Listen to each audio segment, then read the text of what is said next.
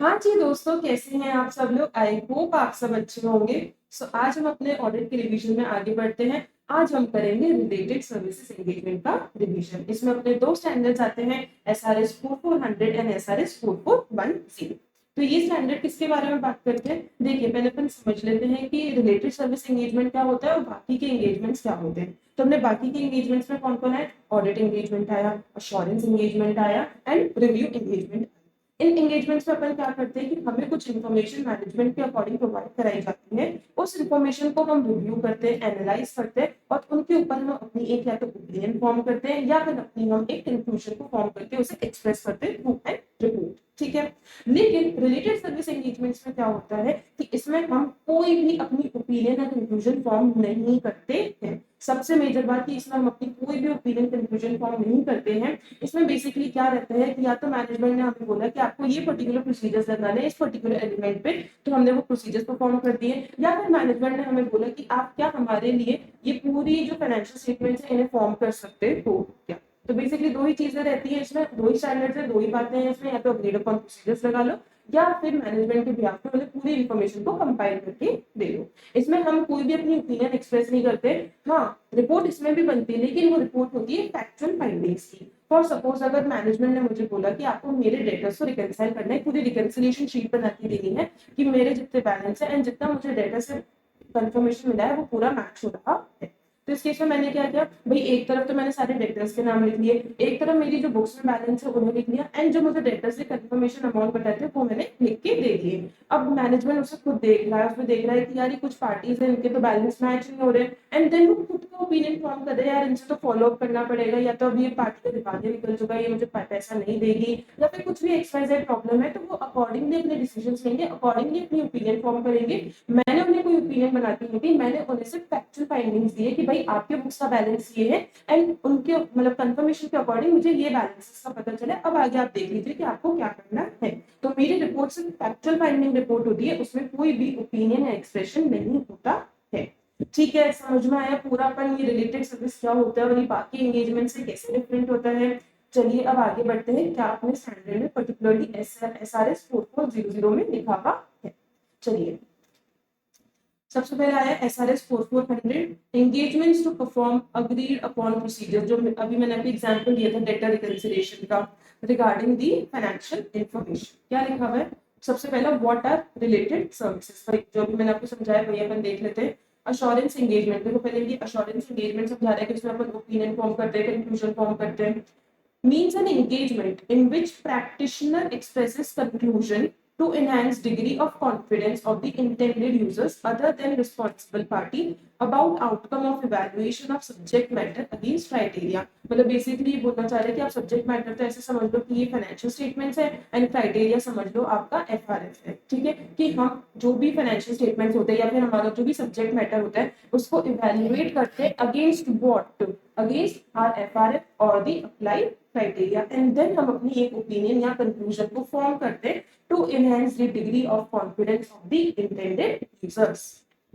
Not all engagements are assurance engagements, सारे engagements assurance engagements नहीं होते। कौन कौन से ऐसे होते हैं, प्रिपरेशन ऑफ टैक्स रिटर्न, भाई मैनेजमेंट ने मुझे बोला कि आपको हमारी रिटर्न फाइल करनी है, उसमें मैं क्या ओपिनियन दे रही हूँ, उन्होंने जो मुझे डिटेल दी उसकी बेसिस पे मैंने ITR फॉर्म कर दी, उसमें मैंने अपना दिमाग क्या लगाया, उसमें मैंने ओपिनियन क्या दी। तो ये हमारा रिलेटेड सर्विस एंगेजमेंट है और पर्टिकुलरली अग्रीड अपॉन प्रोसीजर है। कंसल्टिंग एंगेजमेंट, अब भाई मैनेजर मेरे पास आया कि यार ये ऐसे ट्रांजेक्शन है, आप बताइए कि हमें कैसे करना चाहिए, तो इसमें मैंने उन्हें कोई ओपिनियन फॉर्म करके दी, आंसर इज नो। उन्होंने मुझसे बस एक क्वेश्चन पूछा था, उसका मैंने आंसर दे दिया, तो यहाँ पे भी मैंने उन्हें कोई ओपिनियन फॉर्म करके नहीं दिए। तो ये भी अपना किस में आ गया, एक अग्रीड अपॉन प्रोसीजर यानी एक रिलेटेड सर्विस एंगेजमेंट में आ गया। और यहाँ पे नीचे लिखा हुआ है वही दोनों अपने स्टैंडर्ड्स के नाम, अग्रीड अपॉन प्रोसीजर्स और दी कंपाइलेशन प्रोसीजर्स। तो ये तीनों अपने क्या है, रिलेटेड सर्विस एंगेजमेंट्स है। These are related services. ठीक है, अब अपने मेजर स्टैंडर्ड के ऊपर चलते हैं, क्या है, what are agreed upon procedures. क्या लिखा हुआ है इसमें, in an engagement to perform agreed upon procedures auditor is engaged by client to issue report of factual findings, जो मैंने भी आपको डेटर वाले एग्जांपल दिया था फैक्चुअल फाइंडिंग्स का, based on specified procedures performed on specified subject matter। subject matter क्या था, हमारे debtors।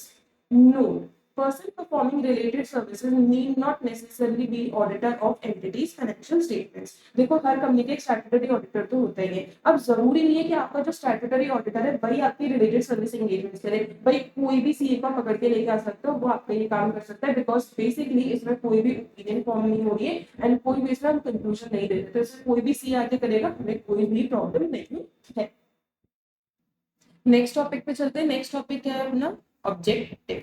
To carry out procedures of audit nature to which auditor, an entity, and any appropriate third parties have agreed, and to report on factual findings। बहुत simple सा है कि भाई हमें वो प्रोसीजर्स परफॉर्म करने हैं जो हमारे बीच, एंटिटी के बीच और कोई अगर थर्ड पार्टी उनके बीच अगर जो अग्रीड हुए हैं वो हमें परफॉर्म करने, प्लस हमने जो परफॉर्म करके हमारी रिपोर्ट बनी है ऑन फैक्चुअल फाइंडिंग्स वो उन्हें प्रोवाइड करनी है।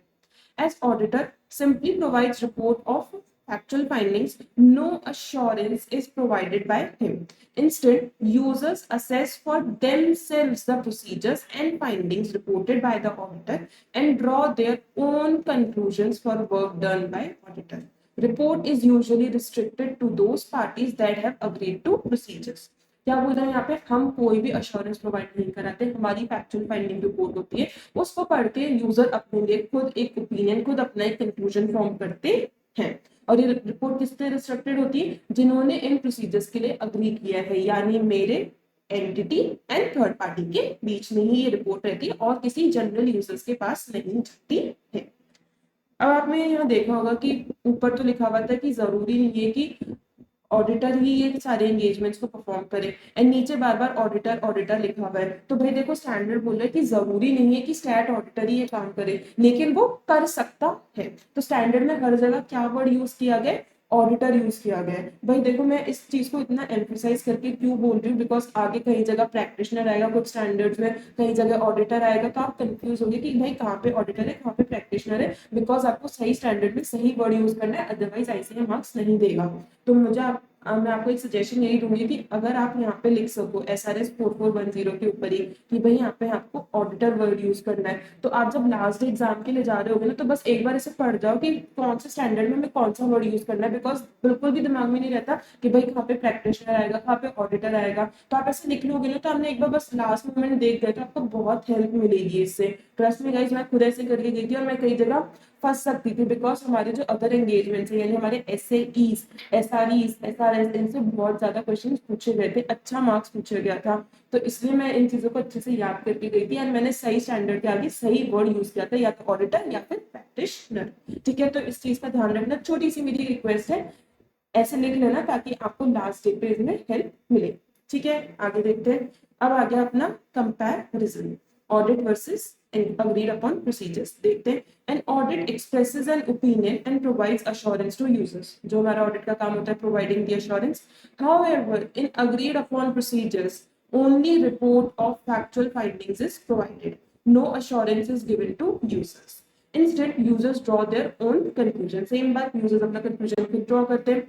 Agreed upon procedures engagement to evaluate validity of accounts payable may state the following। अब देखो अपने पास ये एक एग्जाम्पल आ गया, मैंने आपको डेटर्स का दिया था, यहाँ पे ये किसका दे रहे हैं, अकाउंट्स पेबल का यानी क्रेडिटर्स का एग्जाम्पल दे रहे हैं। Comparing of names of major suppliers and amounts outstanding as on date to related names and amounts and trial balance. Obtaining supplier statement या फिर वो एक्सटर्नल कंफर्मेशन अपन जो कहते हैं from suppliers to confirm balances outstanding on the date. Comparison of such statements to amounts in the trial balances. Basically क्या हो गया, अग्रीड अपॉन प्रोसीजर, हमारे मैनेजमेंट ने बोला कि आपको ये कंपैरिजन करना है, देखना है कि सब मैच हो रहा है कि नहीं हो रहा है, तो हमने प्रोसीजर्स लगाए, हमने उनको बता दिया देखो भाई ये है रिपोर्ट, अब आप देख लो आपको किन से क्या बात करनी है, किन से क्या फॉलोअप देना है या फिर किनको पेमेंट करना है। ठीक है, आगे चलते हैं। अब आ गया अपना general principles of an agreed upon procedures. क्या है इसमें, auditor should comply with code of ethics. Code of ethics अपन ने किसमें पढ़े हैं, अपने प्रोफेशनल एथिक्स के चैप्टर में। अगर आपको उसमें अभी भी कोई डाउट हो तो मैंने उसे पूरा इन डिटेल फ्रॉम ICI पूरा 6 घंटे में कवर करा रखा है, उसमें मैं बहुत इन डिटेल हर क्लॉज को जाकर के मैंने एक्सप्लेन तक भी किया है कि भाई आपको सिर्फ आपको रटना नहीं पड़े, आपको समझ में भी आ जाए कि भाई कौन सा क्लॉज में क्या लिखा हुआ है। तो आप उसे जरूर जाके चेकआउट कर सकते हो, 6 घंटे में आराम से आपका पूरा प्रोफेशनल एथिक्स विद जो भी उसके छोटे छोटे भी टॉपिक्स है वो पूरा का पूरा कवर हो जाएगा, कहीं पे भी कोई प्रॉब्लम नहीं आएगी। ठीक है, तो उसे आप प्रॉब्लम हो तो उसे जरूर जाके आप चेकआउट कर सकते हो। क्या लिखा हुआ है आगे फिर, ethical principles governing auditors professional responsibilities include integrity, objectivity, professional competence and due care, confidentiality, professional conduct and technical standards. अगर आपको ये नाम याद आ रहे हो तो ये नाम अपन ने प्रोफेशनल एथिक्स में पढ़े हैं। किस हेड के अंदर, fundamental principles of a CA, उसमें ये सारे अपने पॉइंट्स हैं, integrity, objectivity, professional competence and due care, independence, confidentiality, ये सारे पॉइंट्स अपने वही फंडामेंटल प्रिंसिपल्स के हैं जो हमने कहाँ पढ़े हैं, प्रोफेशनल एथिक्स में।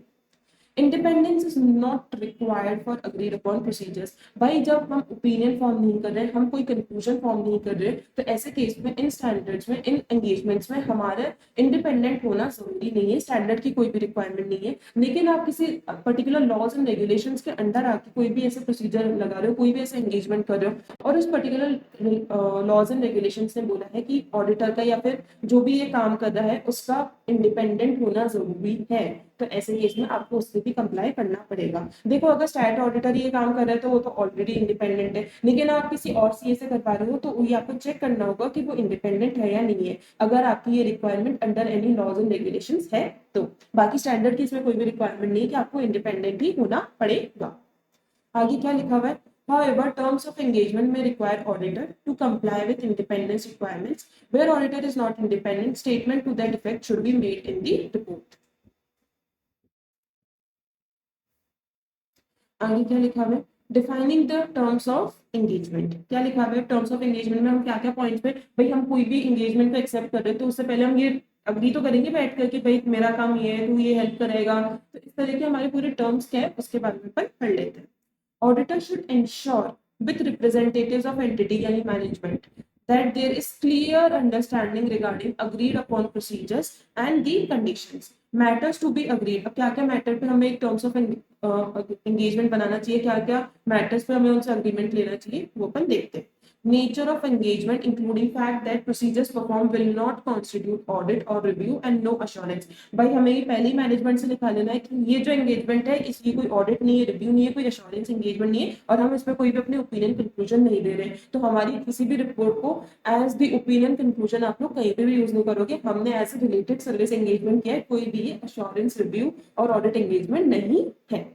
Stated purpose of the engagement, भाई क्या पर्पस है, आपको ये आप रिकंसिलिएशन करवा रहे हो डेटर्स का, अकाउंट्स पेबल का, तो इसका पर्पस क्या है वो स्टेट करना पड़ेगा, वो बताना होगा। Identification of financial information to which agreed upon procedures will be applied, जैसे यहाँ पे अपन को लिखना पड़ेगा या तो डेटर्स का कर रहे हैं, अकाउंट्स पेबल का कर रहे हैं, तो उनका अपन को लिखना होगा कि हम इस पर्टिकुलर एलिमेंट का इस फाइनेंशियल इन्फॉर्मेशन के ऊपर अग्रीड अपॉन प्रोसीजर्स लगा रहे हैं। Nature, timing and extent of the specific procedures to be applied. अब भाई जैसे अपन नॉर्मल ऑडिट प्रोसीजर लगाते हैं तो उसमें भी हमारा नेचर, टाइमिंग एंड एक्सटेंट होता है, तो इस केस में भी हमारे जो भी प्रोसीजर्स होंगे उनका नेचर, टाइमिंग एंड एक्सटेंट हमें लिखना होगा। Limitation on distribution of report. When such limitation would be in conflict with legal requirements, if any, auditor would not accept the engagement. ये क्या बोलना चाह रहे हैं कि भाई आपको ये तय करना होगा कि ये जो पर्टिकुलर रिपोर्ट है ऑन फैक्चुअल फाइंडिंग्स लिमिटेड रहेगी, इसका डिस्ट्रीब्यूशन लिमिटेड होगा, सिर्फ जो मेरे बीच में एंटिटी के बीच में जो थर्ड पार्टी उसी के बीच रहेगी और किसी के पास ये नहीं जाएगी। लेकिन ऐसी limitation in conflict with the legal requirements, जो भी उस पर लॉज एंड रेगुलेशंस एप्लीकेबल हो रहे हैं उनके अकॉर्डिंग ये लिमिटेशन नहीं होनी चाहिए, तो ऐसे केस में ऑडिटर वो एक्सेप्ट ही नहीं करेगा। बिकॉज भाई अगर ये जनरल यूजर्स के पास चले गए तो उनको तो समझ में ही नहीं आएगा कि ये चल क्या रहा है और इसका मतलब क्या है, अगर और इसके बेसिस पे उन्होंने कोई अपनी गलत ओपिनियन फॉर्म कर ली, कोई गलत कंक्लूजन फॉर्म कर लिया तो ये तो गलत हो जाएगा। तो ऐसे केस में अगर लीगल रिक्वायरमेंट्स में बोला कि ऐसी लिमिटेशन नहीं होनी चाहिए तो ऑडिटर ऐसे एंगेजमेंट को एक्सेप्ट ही नहीं करेगा। ठीक है, आगे चलते हैं।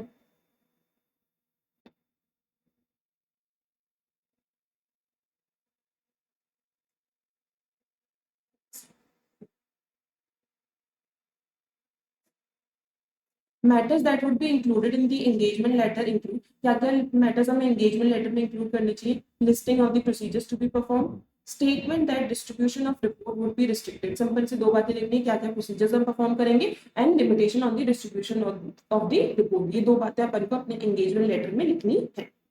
आगे क्या लिखा हुआ है, procedures and the evidence. Auditor should carry out procedures agreed upon and use evidence obtained as basis for report. हमें जो भी agreed upon procedures है हमें उन्हें perform करना है और उसके basis पे for suppose हमें तो वही मिले confirmations मिले तो उस confirmation में जो amount data मिला है उस अपन feed करेंगे ना ताकि हम अपनी पूरी report और factual findings बना सके भी उसी के बारे में बात करते हैं। The procedures applied in engagement to perform agreed upon procedures may include may लिखा है यहाँ पे ऐसा नहीं लिखा shall नहीं लिखा may लिखा है आप कर सकते हो inquiry and analysis recomputation observation inspection obtaining confirmation. देखो कंफर्मेशन तो लेते ही लेते हैं मतलब जनरली अपने अग्रीड अपॉन प्रोसीजर्स ऐसे होते हैं कि जिनमें हमें कंफर्मेशन लेना होता है लेकिन और भी अगर कोई प्रोसीजर है देखो जनरली ये कौन से प्रोसीजर्स है जो हम अपने ऑडिट प्रोसीजर्स में इंक्लूड करते हैं जब हम एनालिटिकल प्रोसीजर्स पढ़ते हैं ना तो वहाँ पे ये सारे पॉइंट्स आते हैं लेकिन अगर इनमें से किसी का भी यूज हमें अपने रिलेटेड सर्विस एंगेजमेंट में भी करना है तो ऑडिटर कर सकता है।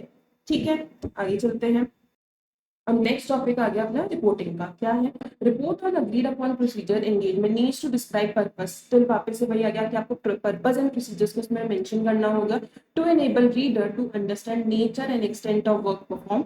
Report should also clearly mention that no audit और रिव्यू हैज बीन।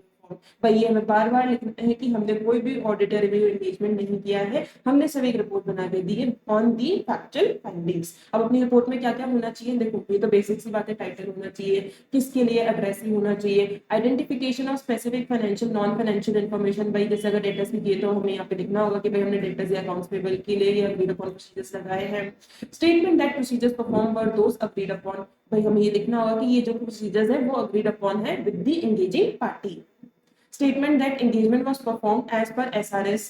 हमें ये लिखना होगा कि हमने ये जो परफॉर्म करे हैं प्रोसीजर्स ये एज पर एसआरएस 4400 है। Identification of purpose for which agreed upon procedures. वापस हमें पर्पस को लिखना होगा। लिस्टिंग ऑफ स्पेसिफिक प्रोसीजर्स हमें सारे प्रोसीजर्स को नोट डाउन करना होगा। Description of auditors factual findings including sufficient details of errors and exceptions found. हमें इसमें पूरे जो ऑडिटर की डिटेल फैक्चुअल फाइंडिंग रिपोर्ट थी हमें को पूरा लिखना होगा और अगर उन्हें कोई एरर मिले या फिर एक्सेप्शन फाइंडिंग है कि भाई यहाँ पे डिफरेंस वगैरह आ रहा है तो बस एक डिफरेंस का कॉलम बना करके उसमें लिख देगा कि यहाँ पे डिफरेंस है पॉजिटिव नेगेटिव ताकि फिर यूजर अपने अकॉर्डिंग इवैल्यूएट उसे कर सके। फिर आगे क्या लिखा हुआ है statement that procedures perform do not constitute either audit और रिव्यू। हमें बार बार फिर लिखना है कि हमें कोई ऑडिट या रिव्यू नहीं है जिसमें हमने कोई भी अश्योरेंस प्रोवाइड नहीं कराई है। Statement that had auditor performed additional procedures, audit or review other matters might have come to light that would have been reported। हाँ ये पॉइंट अच्छा है। इसमें क्या बोला जा रहा है कि हमें ये बात भी लिखनी है कि अगर हमने ये रिलेटेड सर्विस एंगेजमेंट नहीं किया होता और इसकी जगह हमने या तो रिव्यू ऑडिट या अश्योरेंस एंगेजमेंट किया होता तो हमारे सामने माइट भी कुछ और भी ज्यादा मैटर्स निकल के आते जिसे हमने यहाँ पे रिपोर्ट किया होता। बट अभी हमने सिर्फ अग्रीड अपॉन प्रोसीजर किया है हमने सिर्फ रिलेटेड सर्विस एंगेजमेंट किया है तो इस केस में हमारी जो फाइंडिंग्स है वो भी लिमिटेड है। बट अगर ये ऑडिट रिव्यू अश्योरेंस एंगेजमेंट होता तो यहाँ पे और भी कुछ मैटर्स हमारे सामने निकल के आए होते। ठीक है। Statement that report is restricted to those parties. यहाँ पे वही लिमिटेशन और डिस्ट्रीब्यूशन की बात आ गई। Statement that reports only elements accounts items और financial and non financial information specified। भाई हमें ये लिखना है कि हमारी ये रिपोर्ट पर्टिकुलर इस एलिमेंट तक ही लिमिटेड है जैसे अगर यहाँ पे डेटर है तो सिर्फ डेटर तक लिमिटेड है पूरे फाइनेंशियल इंफॉर्मेशन पे ये रिपोर्ट नहीं है। डेट ऑफ ऑडिट रिपोर्ट हो date of report place of signature and the auditor's signature. भाई सिंपल सी ये तीन पोर्शन तो हमने हर रिपोर्ट में आती है एंड ऊपर की ये तीन पोर्शन भी हर रिपोर्ट में आती है। बाकी ये नीचे के मसाला चेंज होता है जो अपन को अकॉर्डिंगली एज पर दी स्टैंडर्ड हम पढ़ रहे हैं हमें उस अकॉर्डिंग लिखना है। सो ये हो गया अपना रिपोर्टिंग का पार्ट। भाई देखो इस पॉइंट्स को कर लेना कि जनरली ऐसा पूछ लेता है कि हमें अपने रिपोर्टिंग में क्या क्या लिखना चाहिए तो पॉइंट्स आ जाते हैं। तो अगर आप इसमें से मतलब देखो ये जो तीन पॉइंट्स है title address identification and date of report place of signature auditor signature ये तो हर बच्चे को याद रह जाते हैं लेकिन ऐसे को भी पता है कि यार ये तो हर उसमें कॉमन रहते हैं बच्चा इसको लिख रहा है तो इसका क्या मतलब है। तो ऐसा भी चाहता है कि आपके ये जो मेन आपके बीच के पॉइंट्स है ये आपको अच्छे से आते हैं। तो सजेशन है मेरा कि इसमें से 5 to 6 पॉइंट्स को अच्छे से कर लेना एंड बहुत ही सिंपल है करना। मैं आपको अगर चलो मैं बताती भी हूँ तो 3 पॉइंट तो अपने जहाँ तक है इसमें प्रोसीजर्स के हैं। जैसे अपन देखें देखो सबसे पहला statement that procedures perform but agreed upon. तो सबसे पहले तो यही हो गया प्रोसीजर्स हमारे अग्रीड अपॉन है। फिर हमने ये लिख दिया कि हमारे प्रोसीजर्स है क्या क्या। पहले तो ये बोला कि अग्रीड अपॉन प्रोसीजर है फिर लिख दिया कि ये प्रोसीजर्स हमने परफॉर्म करे हैं। फिर ये लिख सकते हो कि हमने जो प्रोसीजर्स लगाए वो कैसे लगाए एज पर दिस एसआरएस लगाए हैं। तो 3 पॉइंट्स अपने ऐसे ही हो गए कि भाई सबसे पहले तो कि प्रोसीजर जो लगाए हैं वो अग्रीड अपॉन है। फिर हमने प्रोसीजर्स के नाम लिख दिए। फिर हमने ये लिख दिया कि हमने ये एज पर एसआरएस किया है। फिर हम ये भी लिख सकते हैं कि हमारे इन प्रोसीजर्स का पर्पस क्या है। तो 4 पॉइंट्स अपने प्रोसीजर से हो गए जो अपन आराम से लिख सकते हैं। तो इस तरह से मैपिंग करोगे ना तो आपको इजीली पॉइंट्स मिल जाएंगे। फिर आगे क्या देख सकते हैं भाई, स्टेटमेंट से रिलेटेड आ गया। देखिए 2 पॉइंट्स ये आप साथ में कर सकते हो। क्या क्या लिखा हुआ है कि ये जो प्रोसीजर्स है ये कोई भी ऑडिट या रिव्यू नहीं है। फिर दूसरा पॉइंट इसके नीचे क्या आ गया कि अगर हमने एडिशनल प्रोसीजर लगाए होते, ऑडिट रिव्यू किया होता, तो हमें कुछ और मैटर्स हमारे सामने निकल के आए होते। तो अब ने देखा ये 2 पॉइंट्स भी अपने मैप हो सकते हैं। तो इस तरह से कितने पॉइंट्स हो गए अपने, 6 पॉइंट्स हो गए। अगर आपने इतने भी पॉइंट्स को कर लिया एंड 1-2 पॉइंट्स इनमें से अगर कुछ मिला के लिख दिया तो आपके आराम से मार्क्स आ जाएंगे, कहीं भी प्रॉब्लम नहीं आएगी। बिकॉज देखो पिछले जो अपना अटेम्प्ट हुआ नवंबर 24 का, उसमें पूछे गए हैं अपने अच्छे क्वेश्चन सारे जो अदर एंगेजमेंट्स हैं। तो मेरा बहुत, आप कह सकते हो, स्ट्रॉन्ग सजेशन है कि इनको आप करके जाना। इनमें ये जो छोटी छोटी चीजें हैं और बहुत ही इजीली हो जाते हैं भाई, ज्यादा टाइम भी नहीं लेती हैं। तो ये करके जाने वाले ही टॉपिक्स हैं। ठीक है, आगे देखते क्या लिखा हुआ है। अब आ गया अपना लास्ट डॉक्यूमेंटेशन। क्या लिखा हुआ है इसमें,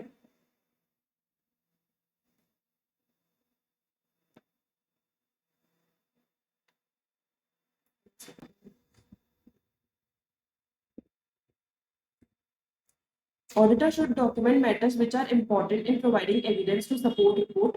मतलब हमें देखो वो सारी चीजों को डॉक्यूमेंट करना है जो हमारी रिपोर्ट को सपोर्ट करे। देखो ये तो बहुत ही कॉमन सी बात है, हमें वो सब चीजें ऑडिट में भी करनी होती है, रिव्यू में भी करनी होती है, एश्योरेंस में भी करनी होती है।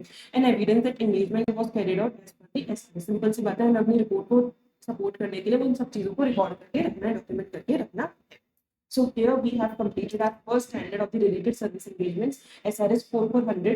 बहुत ही सिंपल सा स्टैंडर्ड था, ज्यादा टाइम भी अपन को नहीं लगा। सो मेरा आपसे रिक्वेस्ट है कि इसको एक बार 2 बार आप सुनोगे तो आपका आसानी से पूरा का पूरा स्टैंडर्ड हो जाएगा, ज्यादा टाइम नहीं लगेगा। एंड ये अच्छा स्कोरिंग मार्क्स है, अराउंड आपका 5 मार्क्स से इसमें क्वेश्चन देखने को मिल सकता है। तो भाई 5 मार्क्स अगर आपके 10-15 मिनट में अगर आ रहे हैं तो भाई बुरा नहीं है ये सौदा, आपको ये करना चाहिए। You should good to go for this. So my strong suggestion is to कि आप ये सारे अदर एंगेजमेंट्स को अच्छे से करके जाओ। एंड अभी तो मुझे इस वीडियो में आप लोगों से इतनी बात करनी थी, जल्दी आप लोगों के साथ नेक्स्ट वीडियो में मिलूंगी।